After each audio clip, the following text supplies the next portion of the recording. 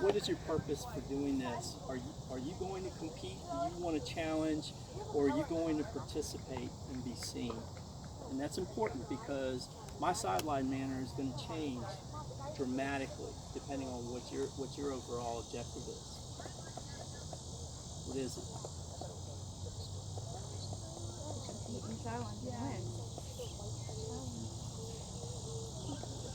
Compete, compete. Raise your hand if that's where you are. If you're not, you're not. Be honest. Raise your hand high. Okay. Is that you all's expectation? Okay. So I want to be really clear. I don't know how nice things are on your sideline. I'm going to be very directive. Okay. Don't interrupt me on the sideline. If you have a question, you hold on to it until I have that moment to do that. Coach Wally will be able to help you with some refinement points, tactical things that I want you to do. I will tell her as you come off the field, I need this in her, and she will come and do that. I'm going to be very loud, directing you all over the pitch. I expect you to listen to me, okay? Okay? So as I'm telling you what kind of structure, what kind of shape, what kind of tactic I want used at some point in time, I need you all to have me in your ear, and I need you to work with me as part of the tribe. Got me? Okay? You are only going to be successful if all of us sees what's available, if all of us see what the risks are, and we mitigate risks, and we take advantage of our opportunities, right? Okay. I'm going to be very loud, never personal, okay? Don't want anybody crying off the field when you come off. It's really not necessary. There's game baker and there's not game baker. Okay, so we'll have time to have fun and cut up a little bit. We'll have time to have good constructive conversations, make sure that you're on task with the strategy, make sure that you understand the tactics that are available to you, and that's going to be really low key. Those are debrief sessions, okay? That will also be time for you all to ask a lot of questions and get familiar with what we're trying to accomplish, okay? Let me know your learning style.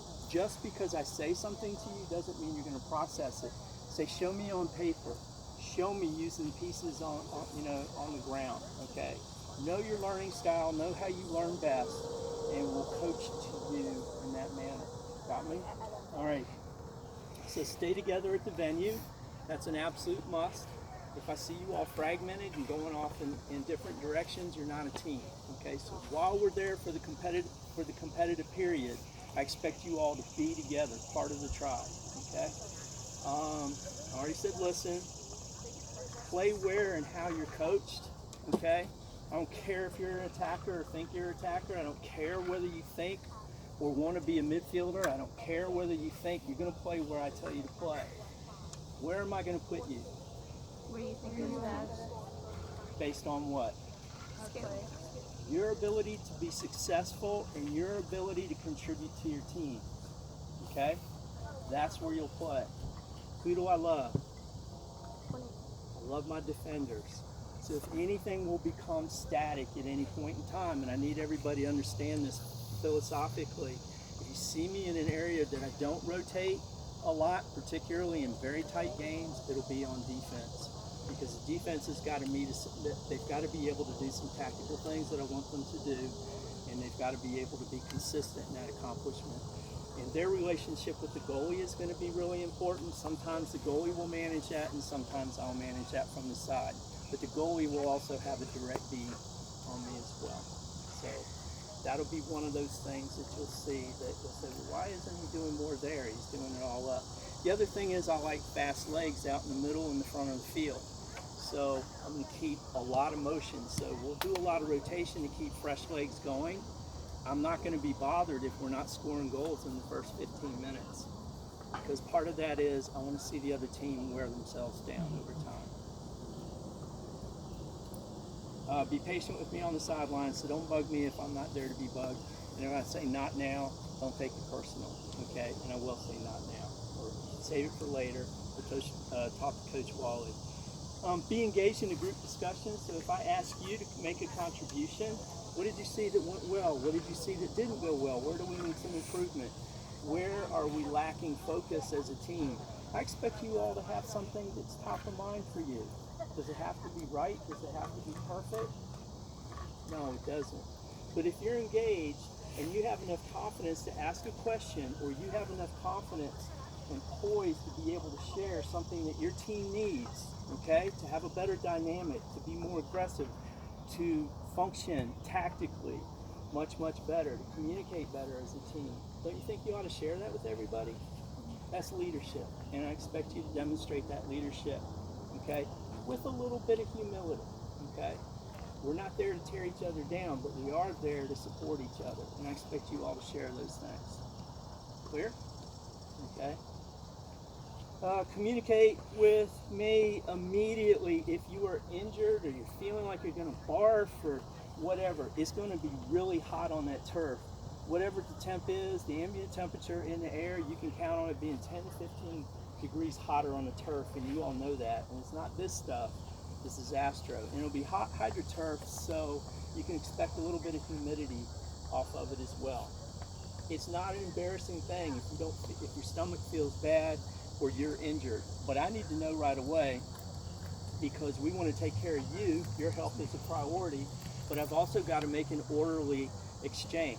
You call whatever I do, so for example, if the other team commits a foul and I say hold the ball, okay, that gives us an opportunity to reset and do a player exchange, so we can get somebody off the field, get them healthy, and give you a healthy player out there, okay?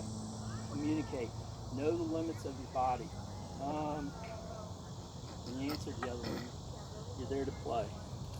All right, parents. All right, comes down to the code of conduct. All right, I don't like parents behind my bench. it's a pet peeve.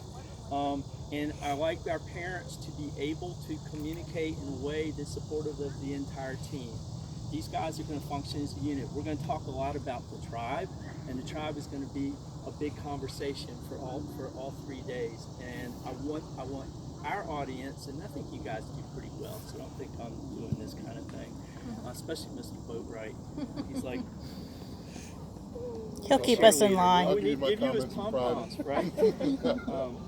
But I want to make sure that we're an example there, because you're going to see a lot of clubs where, even though it's a U14 event, you see a lot of clubs where the parents are not supportive. They're just absolutely awful. And I like the ability for us to show how we can be above that. Be patient with the umpires and event staff. Yes, the umpires are typically not so good. You're going to do that. But you want to know something? In over 20 years of doing this, I found that, honestly, typically, in the balance of the game, if the umpires are awful on a call, they're consistently awful, and so it doesn't necessarily disadvantage. It's our job on the side to recognize, and you guys need to watch for this too, and don't say, oh, that umpire sucks. I want you to come over and say what they're not calling or what they are calling, okay? And we can diagnose that, and then we can communicate. We should be able to use that kind of intelligence as an advantage for us. Ignore the parents of our opponents, but I actually have absolutely no reservation whatsoever if there are parents from opposing clubs who are just off the hook, and you know who the event staff are to report them to. Be my guest. Let them have it. Take videos of them. I've already threatened some parents from some clubs historically about videoing them and putting them on YouTube. Maybe it's just time to do that, and with Sports Engine coming out, we're going to have some new bells and whistles to add to it of what behavior, let them showcase themselves and have some fun with it. Let the coaches coach. I'm going to have very specific, we are going to have a strategy, and I have a pretty good idea of what I want to do, and it's something you actually have not, it's an alignment you haven't done before. And then tactically, there are going to be some things we're going to want to happen. I do get that I want the parents to be supportive of their athletes. You help them with the fine-tuned thing. The real thing is going to be help with pain and help with confidence, because they're going to be pushing through a lot of heat, and I want to make sure that they stay confident and they feel really good about what they're trying to accomplish there. And so that's going to be really key. Ensure that they get 8 hours of sleep. Each time is great, but they're going to be in the sun all morning, a little bit of the afternoon on at least one day, I think. And I'm sure they're going to hit the beach on top of that. But let's make sure that they're getting their proper hydration, nourishment, and rest. Make sure they're on time to the venue. And we're going to begin warm-ups 1 hour before their first play on each day. And they should already be in the colors that are on the schedule. First team's home team is in white. Second team's away team, it's in navy. It'll always be that way, no different. Hydration and nourishment. And one other thing for you guys, I want you to stop worrying about who picked up the foul. I want you guys to assume that you always won the whistle, okay? And then play through your whistle. Stop worrying. Make the umpire do their job. They get paid to do that, all right? Force them to make their call. Assume every ball is your ball 100% of the time. Be orderly and decent, okay? Don't be rude. Don't be abusive for the umpires, but force them to make their call. You'll see umpires go like this, and then all of a sudden they go like this. They'll blow a whistle. Then they're on the microphone with each other, and they're doing all kinds of stupid things.